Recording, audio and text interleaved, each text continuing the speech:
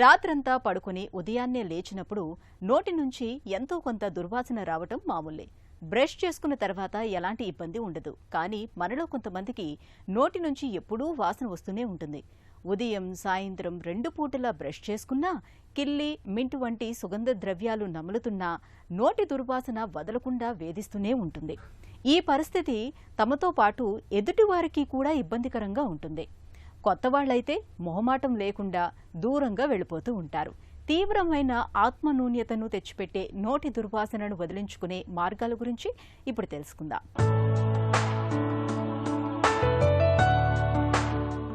మట్టి వాసన, మల్లెపూల పరిమళం, అత్తరు సుగంధం ఇవి వెదజల్లే సువాసనలు మనసుల్ని మత్తెక్కిస్తాయి, మనుషుల్ని దగ్గర చేస్తాయి.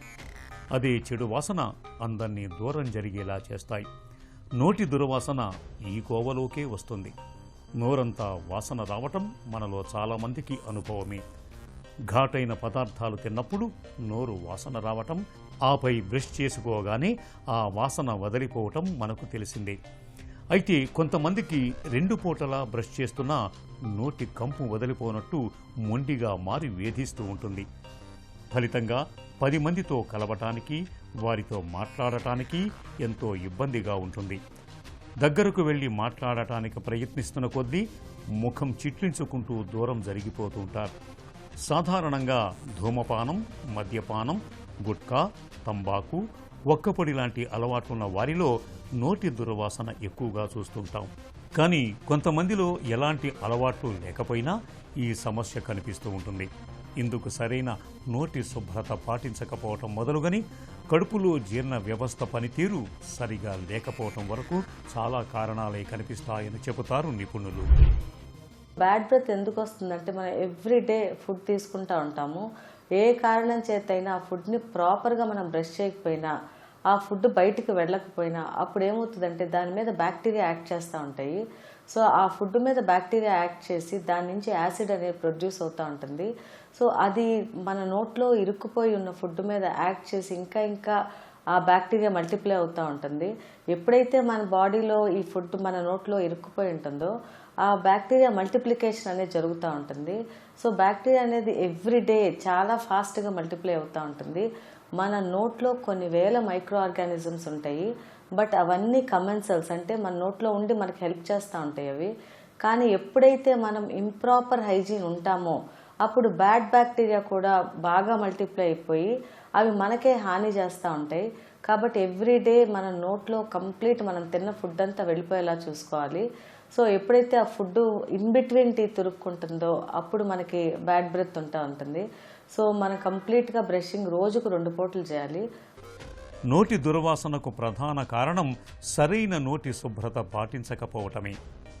మన నోట్లో 500కు పైగా బ్యాక్టీరియా రకాలు ఉంటాయని అంచనా. వీటిలో చాలా వరకు వాసనలను పుట్టించేవే.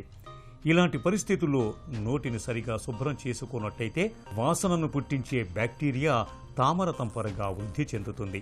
మనం తిన్న ఆహార పదార్థాల ముక్కలు పళ్ల మధ్య, నాలుక, చిగుళ్ల మీద చిక్కుకున్నప్పుడు బ్యాక్టీరియా పోగుపడి అది క్రమంగా పొరలా ఏర్పడుతుంది.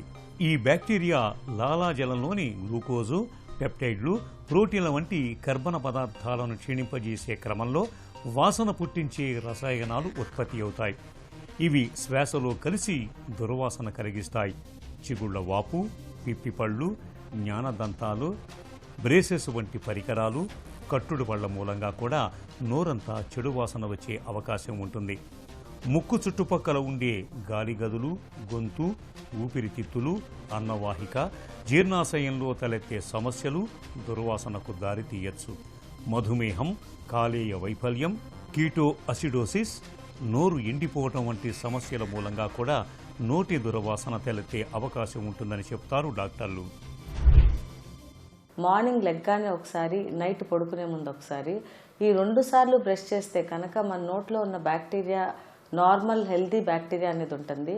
సో చాలామంది అడుగుతారు, మార్నింగ్ లెగ్గానే నేను వాటర్ తాగొచ్చా, లేకపోతే ఏమన్నా ఈ డ్రింక్స్ డీటాక్సిఫై అయ్యే తాగొచ్చా అని అడుగుతారు. కానీ మీరు నైట్ బ్రష్ చేస్తే డెఫినెట్గా మార్నింగ్ అవి తాగొచ్చు. నైట్ బ్రష్ చేయకపోతే మాత్రం మార్నింగ్ బ్రష్ చేసుకుని అవి తాగాలి. సో ఎందుకంటే రాత్రి బ్రష్ చేసినాక ఈ 12 అవర్స్లో ఫామ్ అయ్యే బ్యాక్టీరియా మనకి గుడ్ బ్యాక్టీరియాని.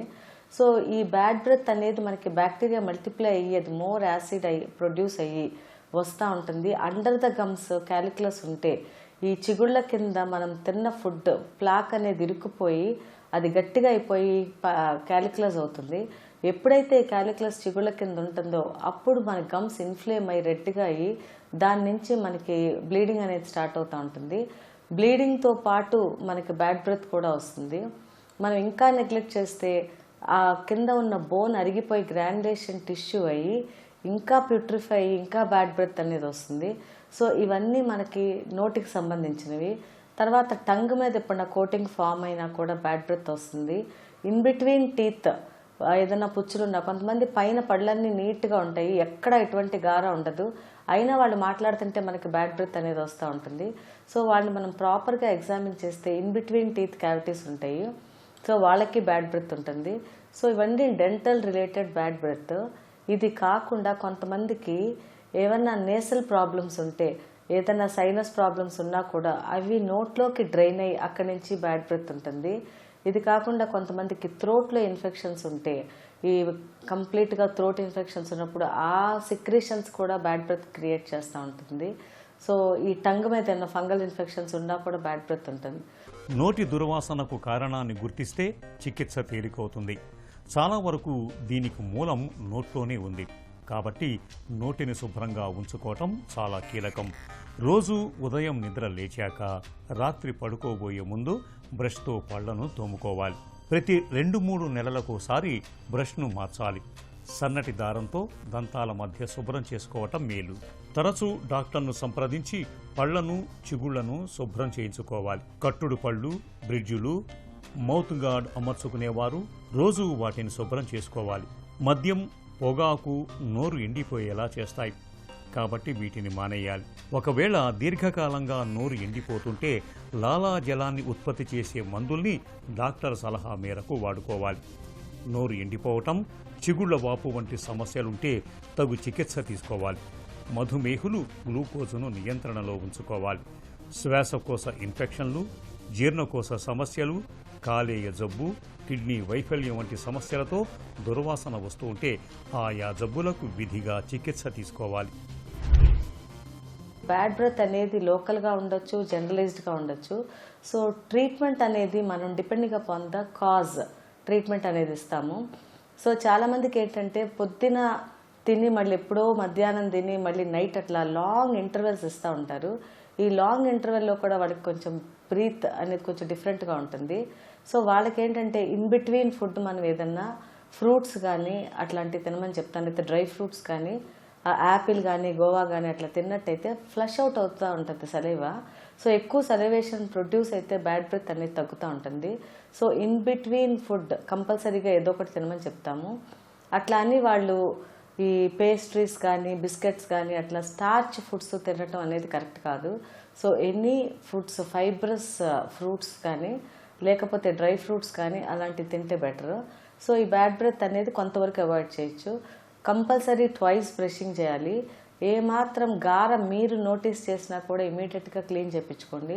లేదా ఎవ్రీ 1 year దంతవైద్యుడి దగ్గరికి వెళ్తే మీకు ఏమైనా ప్రాబ్లం ఉంటే వాళ్ళు సస్పెక్ట్ చేసి దానికి క్లీనింగ్ అనేది complete oral prophylaxis, gum massage అవన్నీ చేసి పంపిస్తారు. అట్లా ఎవ్రీ ఇయర్ మీరు ఒకసారి డెంటల్ చెకప్ మ్యాండేటరీ పెట్టుకుంటే చాలా వరకు బ్యాడ్ బ్రెత్ అనేది మనం అవాయిడ్ చేయొచ్చు. తర్వాత ఏమన్నా జనరలైజ్డ్ ప్రాబ్లమ్స్ ఉంటే కనుక ఫిజిషియన్ రిఫర్ చేసి దానికి తగిన ట్రీట్మెంట్ తీసుకుంటే ఇబ్బంది అనేది ఉండదు. నోటి దుర్వాసనతో బాధపడుతున్నప్పుడు కొన్ని జాగ్రత్తలు తీసుకుంటే మంచి ఫలితం ఉంటుంది. పెరుగులో ప్రోబయోటిక్స్ అధికంగా ఉంటాయి.